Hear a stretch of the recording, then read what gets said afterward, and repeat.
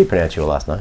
Payet. Payet. Yep. All right, just check, because, you know, I could be sitting there going, Payet. Yeah, I get Payet. I get it all. Paella. Paella, I get Payet, Payet, Payeti. Yeah, I get it all. It's like Payet. Pay it forward. Payet, I get that a lot. You would. Yeah. Especially from drummers. Them. Yeah. Respectfully. So. Yeah, nothing an old 808 can't fix. Exactly. No, that's right. Or Pro Tools. Yeah. But I still haven't delved into that world yet. I've looked at it sometimes and then struggled to get past GarageBand. Yeah. 2009 GarageBand too. I don't really like the new one. If it works, yeah.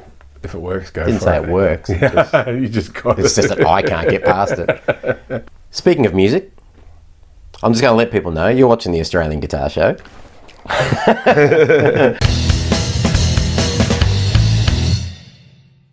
I'm sitting here with Jamie Payet. Thank you for pronouncing my surname correctly. I get some rippers.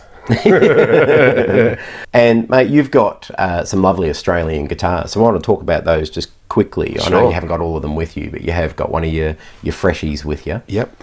Tell me a bit about this JLF. Jason Fazio is a Melbourne guy, lives out in the northern suburbs. I met him through a guy called Joe Umuni. And Joe, you know, he's one of a couple of guys that looks after some of my guitars.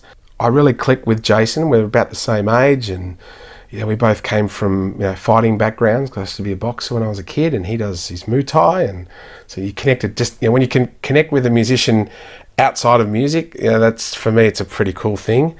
And I started playing a couple of his guitars. I was like, wow, these guitars are really cool.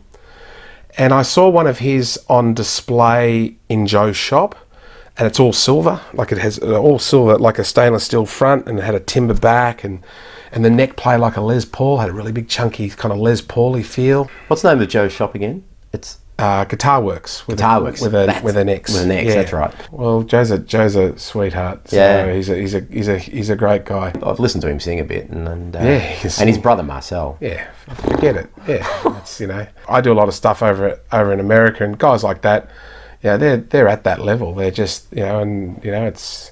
Yeah, they're awesome, and they're good people too. I bought that guitar and loved it. Like, it kind of had that electric dobro with a Strat feel and a Gibson neck, and it just had all these different characteristics about it. And I had an old 74 Strat neck, which I scored somewhere. Anyway, Jason built the body for it, and he built the guitar, and that was great. It was just really, really cool. And then my grandfather passed away last year, and he was like my idol. And and I said to Jason, I want to build a guitar in honor of my granddad, and I love the tele bodies. I said, can we take the Strat neck off and put one of your necks on? And he goes, yeah, sure. And I said, and I also want to. I should have bought the guitar. I just want one pickup. Just turn it up and play. That was it. So I've got one Orpheus pickup in the back, and he's got a stainless steel scratch plate on it. And he's got a friend with a machine, an engraving machine, and they engraved a picture of my grandfather on the scratch plate. Oh, I've seen that. Yeah. So it's a full JLF guitar, and we call it the Don, because it's got the Don written on there, because my grandfather's name was Joseph, but his second name he's from the Seychelles Islands, and his second name was Donatien, which is Don, obviously, for short. So that guitar was the Don, and it has one pickup, but it also has a knob on the top, which gives me an 8, 15 and 20 dB boost. Love it. If I'm playing in a band where I've got a lead guitarist, I'm just singing and playing, and I'm just playing rhythm, and you have the two rhythms, one drops out for the solo, I can actually get 8 dB more, and I've got a little bit more grunt, so that the rhythm really holds the rest of the band up.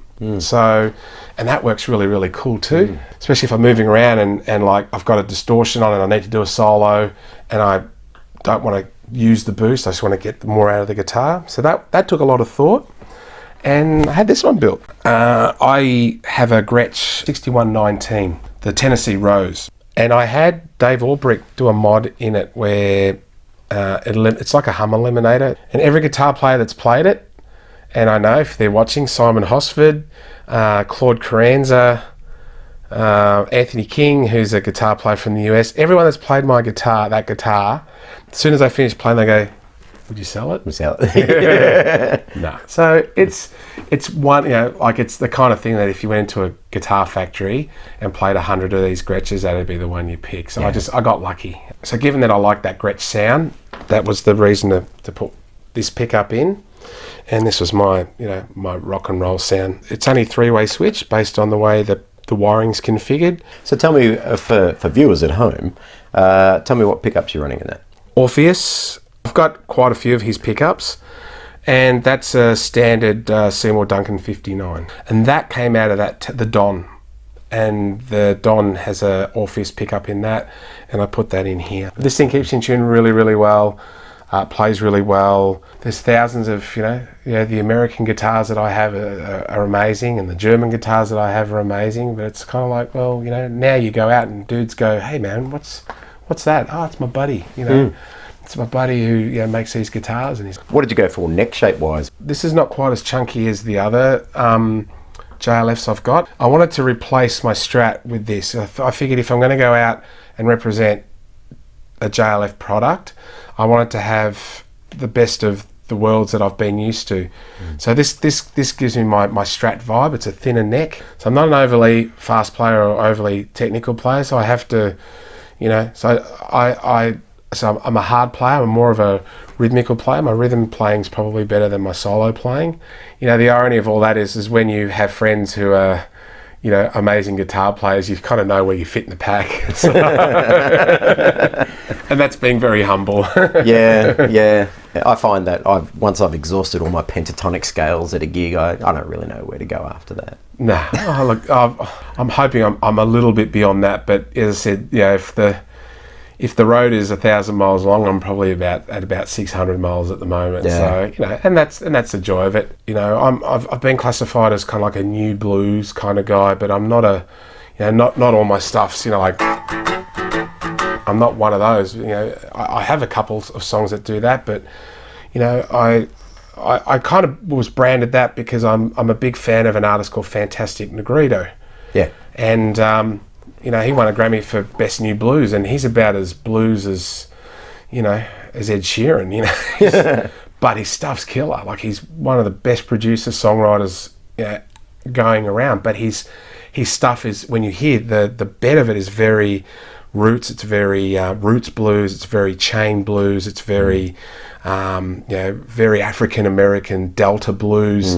It's bedded in there, but with all this modern new stuff. And I think that's really cool. So that's the direction I'm trying to head to, and that's why my first record was called Finding My Feet, because when you hear that record, there's something very Southern blues. There's something very Soundgarden-ish. I do a song in drop D. I was going to comment with your albums and going from those two albums for your fight, because you got Find Your Feet 1 and 2. Yeah, as an album, as a tangible product, it's one, but we thought we would split them on digital because of the different styles. My keyboard player lives in Vancouver. He's obviously a Canadian. That's convenient. And he goes, "Hey, I want to play something." And Peter Gabriel had, I don't know how long ago he'd done it, and some people have probably seen this, but his hits, they did a mashup from the first, like from the piano noodling, just thing to the end product, and you hear the developments of these songs, and like even Vegas wasn't supposed to be that kind of shuffle indie country vibe. Right. It was supposed to be like a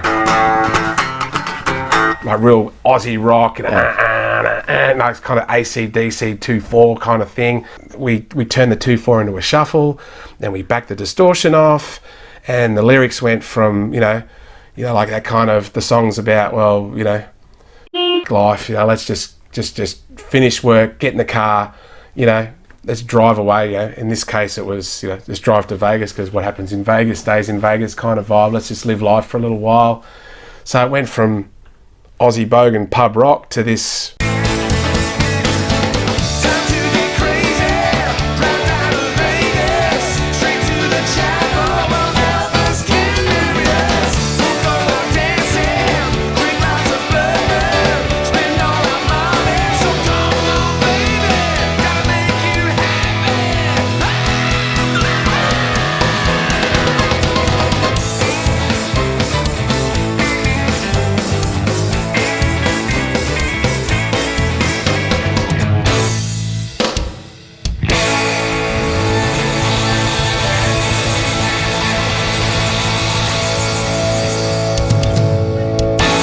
And all my songs were like that. You know, all my songs started red and finished blue, you know. Well, this is my pedal board. A tad of orange. It's just a little bit orange. And ironically, my business company is called the Orange Music Group.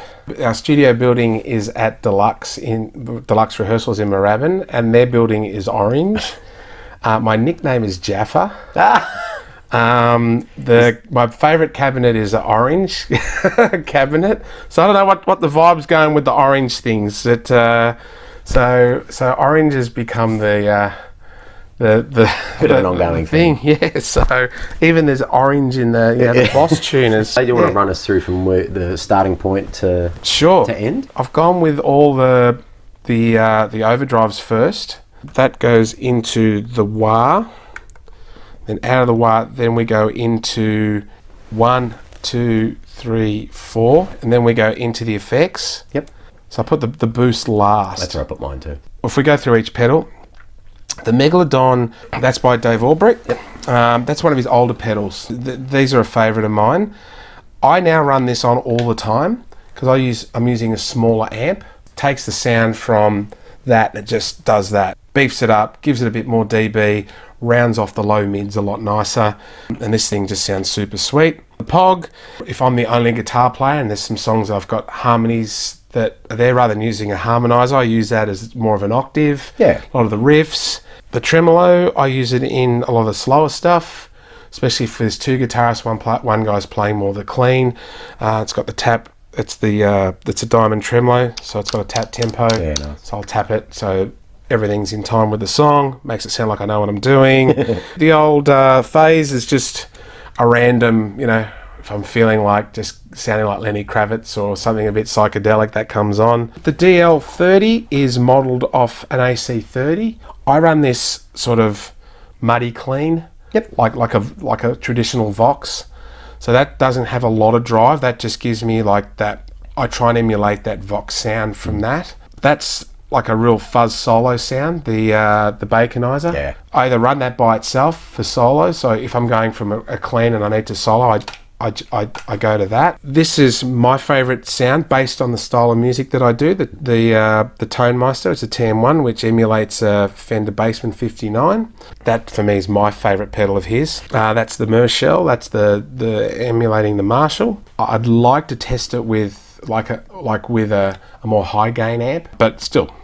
It's a Marshall, it's, you know, that my Marshall can stay there now, can live in here. This is the big boost. It acts as a boost, but it gives you a little bit more drive as well. That's something I'm not used to, but I'm really liking, if that makes any sense. Generally depend on where you're running it in your board. Yeah. I run it last so that I don't run the risk of clipping, you know, my delay pedals and reverbs and so forth. Well, that's how I've done it as well. Yeah. But look, killer pedal. You're pulling in at all sorts of different kind of tones. Yeah. So sometimes one amp isn't enough, just like one pedal isn't. Well, if I go out live, you know, I would generally run 2 or 3 amps, and you know, to try and get the variety. Given that I've got all these pedals and the setup, I like to keep it as simple as possible. My focus is the performance, the playing, and I don't want to be too engaged in going, right, this song I have to press that one. You know, I'm engaged with the audience and I go, oh shit, I got a solo coming out. I'll just hit whatever. You know? Someone said, "Would you use a switcher?" And it's like, nah, I'm a singer. I just want to I know what these do, and I know what I'm going to use them for. That doesn't move. That goes on and off when it has to, and I just shuffle between these, and it's plenty. Warwick and Jay from Tone Revival. They also build a mic. I don't know if they're still doing it, but it's like a mic stand that clamps onto speaker cabinets, and they're fully kind of floating, so they don't resonate like a cab grabber does. So yeah, these I'll take like the way they do it. If you can, I don't know if the camera can see how. What it does, like a little bit of a gel. Well, it comes with it. So they supply the gel. You put the gel on top, yep, and that goes on there like that. So you know, you push it down, and they don't come off. You know, Warwick does sound for Diesel, so Diesel runs these as well. So yeah, they're cool. And yeah, Warwick and Jay, you are good guys. The new album's being mixed at the moment, you mentioned. Yep. You got a bit of an idea of a time frame for that one? That's an interesting question. I'm releasing songs now as singles every 6 weeks. Because I noticed you dropped one on the 22nd of November. Yep. A new one. What was the name of that one again? Till It's Gone. And we complemented it with a really, really sad film clip. It's pretty confronting. Because I got the 2 or the 3 EPs out, which is an album which is split, I'm probably going to release songs from either of them. I'm not going to go, well, this record's a couple of years old, and people really don't care anymore. So the next single will probably be off one of the first EPs, Volume 1 or Volume 2. We'll then release it as a deluxe album. Early next year, I'll start recording the next album, even though this album is not released. Yeah. So I would say March, April. I've applied for Blues Fest because they've seen us and I've got a really killer band. And if they are so nice to say, yeah, come and play, then I'll release it then. All right, so get on board Blues Fest. Yeah, come on, I've done the right thing. I love you guys. Come on. And yeah, the new album produced by a guy called Thomas Johansson. He plays Hammond organ with me, but he's worked with Massive Attack and Snoop Dogg and Magnus Fines. If you go to his website, the list is so long. I wanted to go into that record without any bias. I didn't have any input on the production. I didn't have any input. Like I said, right, I even hardly played guitar on it. I thought, this time I'm just going to go in and sing. I'm going to be the artist. I'm not going to be the co-producer. I'm not going to be the singer that plays guitar, that does the solos, that does this, that does that. I wanted to take a step back, and Nale from Vintage Trouble played guitar, and Anthony King from the Buffy St. Marie band played guitar.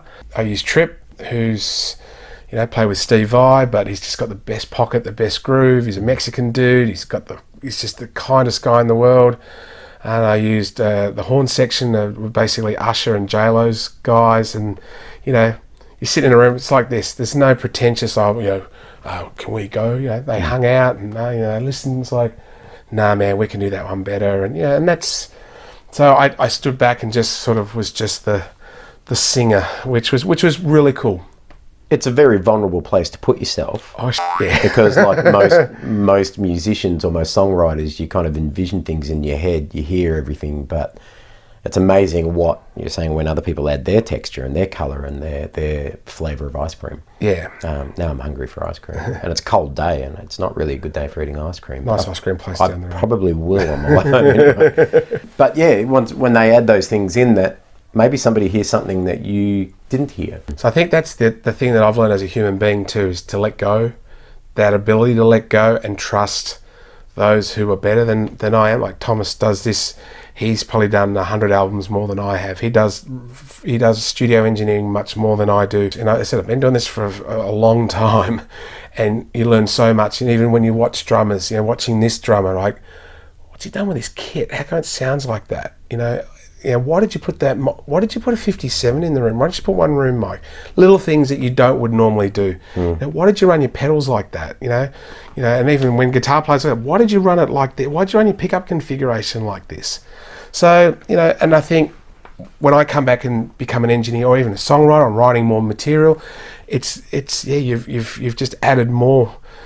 More artillery to your armory, and I think and a lot of musicians won't do that, especially guys my age. It's kind of, they won't let go of certain things, and it holds them back, and you can't tell them. But that's something that's been a massive challenge for me. Just learning to go. There are better dudes out there that are willing to help you and make it better for you.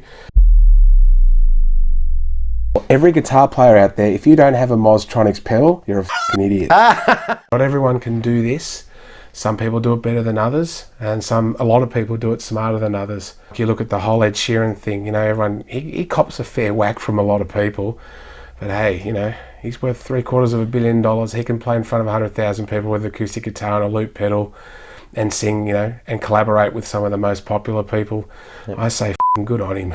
I admit, when I went and saw him a couple of tours ago, I did walk away thinking I was impressed. Part of me was going, man, I was doing that looping thing 10 years ago, but you got to let your ego go sometimes. Exactly. I was a ranger. I had my chance. Yeah, you missed out. I was a ranger with a loop pedal. Went grey. All went downhill. Well, you could be a silver with a loop pedal. Yeah, the not silver many of fox. those guys do. Yeah, the silver fox. Not many dudes are doing that. Yeah, very true. Watch out, world. All right, man. Well, hey, And thanks for having me. This was awesome. and you're going to watch my hand come into the screen and shake your hand. Thank you, brother. Thank you.